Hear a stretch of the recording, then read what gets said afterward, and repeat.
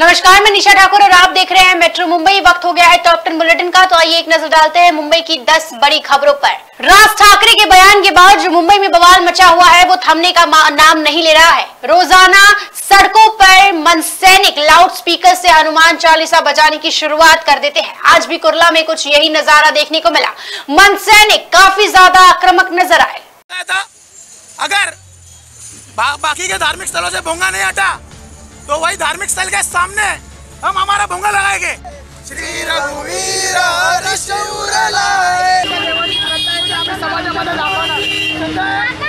हनुमान जय श्री राम, जय श्री राम। अभी तक राज ठाकरे की दादागिरी की सिर्फ चर्चा होती थी, लेकिन आज के बाद उनकी दादागिरी डंके की चोट पर चलेगी, क्योंकि आज वे वाकई दादा बन गए हैं और उनके बेटे अमित बाप बन गए हैं। गुड़ी पाड़वा पर जब से राज ठाकरे ने लाउड स्पीकरों के बहाने आजान को निशाना बनाया है, मुंबई में रोजाना उनके सैनिक हनुमान चालीसा पढ़ने लगे हैं। श्री रघुवीर रघुपति की नहीं बहुत बड़ाई, तुम मम प्रिय भरत ही सम भाई। लेकिन मन से शाखाओं में हनुमान चालीसा पढ़ना भी जैसे गुनाह हो गया है, क्योंकि हनुमान चालीसा पढ़ते ही मनसे के सैनिकों को गिरफ्तार कर लिया जाता है। हमारा कार्यक्रम होने से पहले पुलिस स्टेशन को खबर जाती है और हमारे कार्यक्रम के ऊपर बंदी आती है। ये कार्यक्रम के ऊपर बंदी आना दुर्दैव है। हमने ये दुर्दैव के जो कोई भी बंदी आई है उस बंदी का हमने विरोध किया है और हमने हमारे मन में जो आदरणीय प्रभु श्री रामचंद्र और हनुमान जी के बारे में जो श्रद्धा है, हनुमान चालीसा का पाठ हमने इस कार्यक्रम स्थल पर हमने किया है। आपका नाम बताइए। हमारा आज मंगलवार है, हनुमान जी का दिन। इस दिन राज ठाकरे के आदेश के बाद मनसे सैनिकों ने कुछ ज्यादा ही जोश नजर आया। मनसे की कुर्ला शाखा में आज जैसे ही हनुमान चालीसा पढ़ने की खबर फैली, पुलिस मनसे शाखा पहुंच गई। फिर चालीसा पढ़ने के बाद मन सैनिकों को हिरासत में ले लिया गया। फिर हम लोग के ऊपर जो कैसे डालना है कायदा सुबह तो तुम संभाल लेना फिर, लेकिन हम लोग हनुमान चालीसा का पठन उसी मस्जिद के भोंगे के सामने करते रहेंगे। शिवाजी पार्क से राज ठाकरे के ऐलान के बाद उनके सैनिक अलर्ट मोड पर है और पुलिस भी भड़काऊ भाषण देने पर राज ठाकरे के खिलाफ कार्रवाई को लेकर मंथन जारी है। पुलिस को राज पर एक्शन के बाद होने वाले रिएक्शन की फिक्र ज्यादा है, लिहाजा पुलिस फिलहाल जल्दबाजी के मूड में नहीं है। मेट्रो मुंबई के लिए निशा ठाकुर के साथ केंद्र पवार की रिपोर्ट। संजय राउत पर भी अब ईडी ने शिकंजा कसा है। संजय राउत की करोड़ों की प्रॉपर्टी ईडी ने जब्त कर ली है। उसके बाद संजय राउत काफी ज्यादा आक्रोशित नजर आ रहे हैं।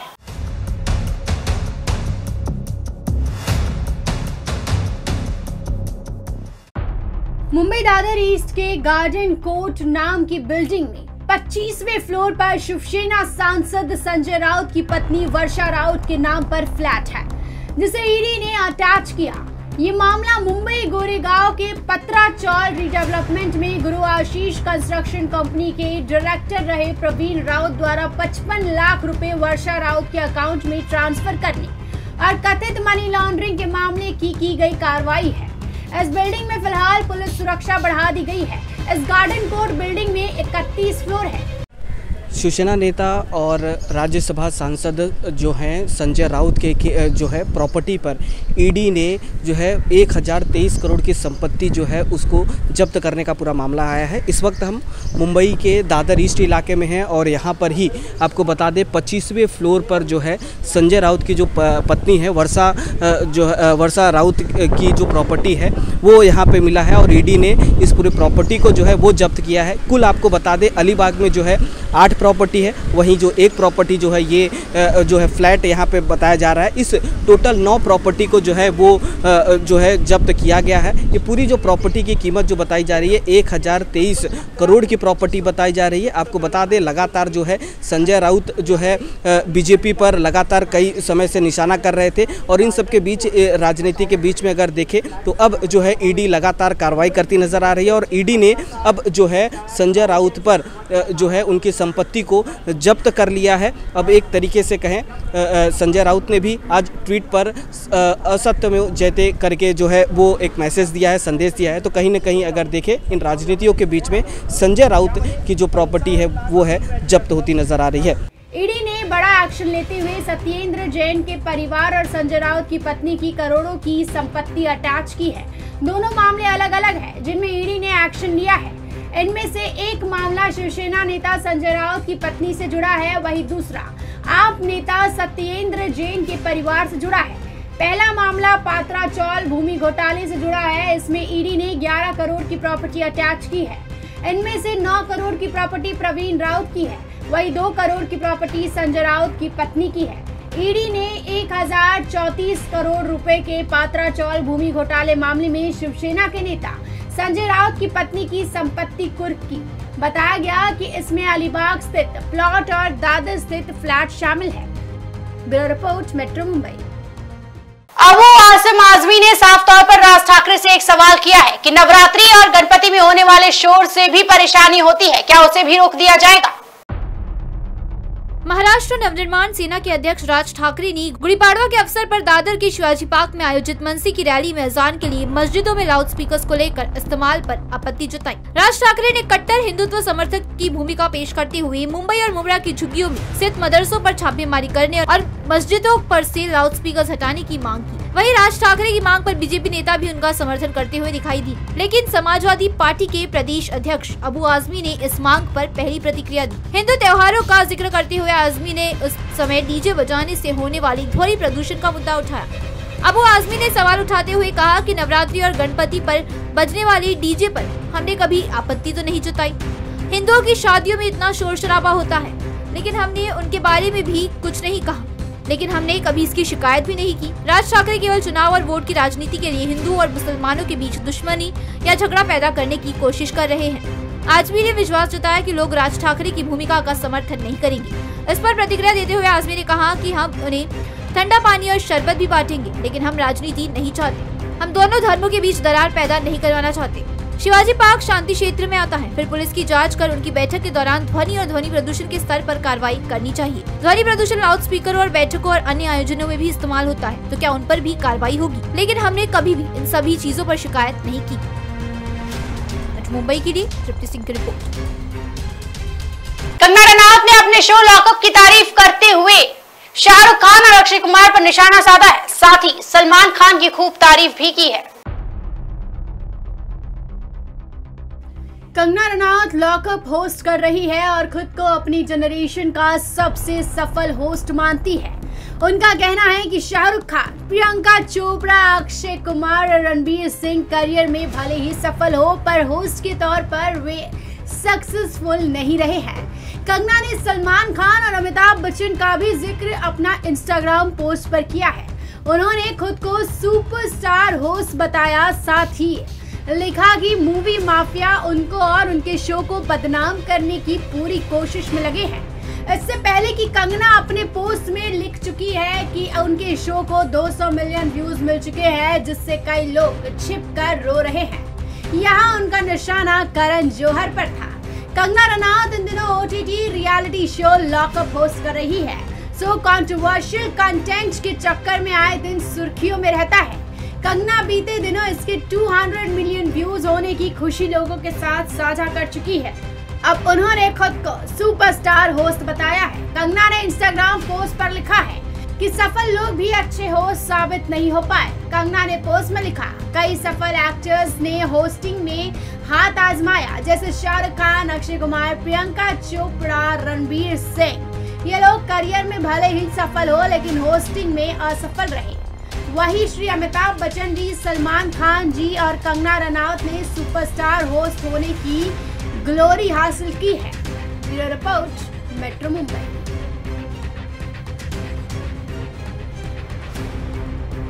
तो मुंबई में अब दुनिया का सबसे बड़ा रोपवे बनने वाला है। मुंबई में अब और एक सुविधा ऐसी होने वाली है जो कहीं पर भी नहीं है।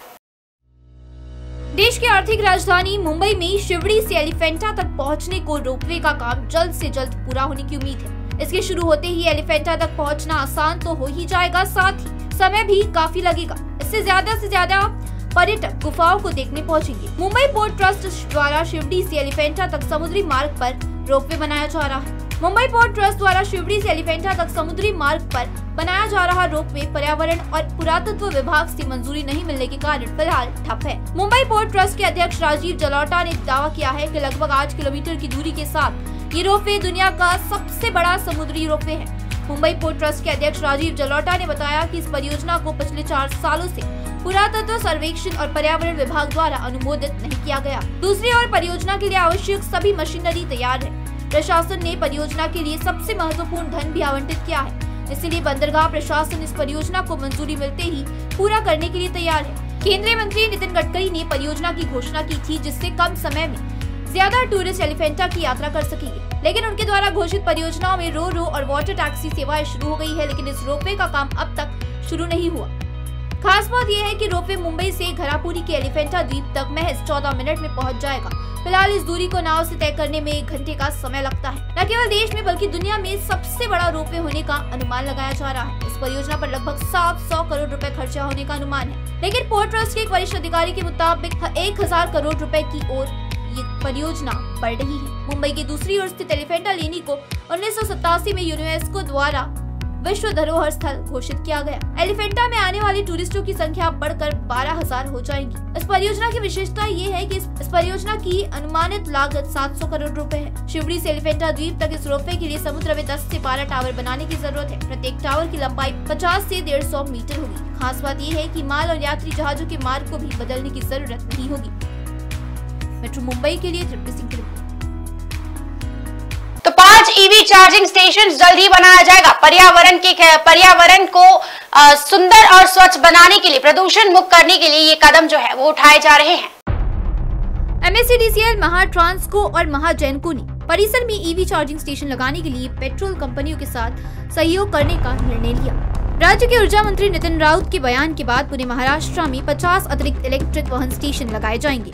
इनमें नवी मुंबई, पुणे में 18, ठाणे में 6, नागपुर में 6 और नासिक, औरंगाबाद, सोलापुर, कोल्हापुर और अमरावती में 2-2 शामिल होंगे। पूरे राज्य में कुल 5 जगह नए ईवी चार्जिंग स्टेशन की स्थापना करने का विचार है। इनमें से 1500 मुंबई महानगर क्षेत्र में ही होंगे। इसके अलावा नितिन राउत ने टिप्पणी की कि वाहनों के लिए प्रति किलोमीटर लागत बहुत कम है और इस प्रकार नागरिकों को इलेक्ट्रिक वाहनों को यूज करने के लिए प्रोत्साहित किया जाएगा।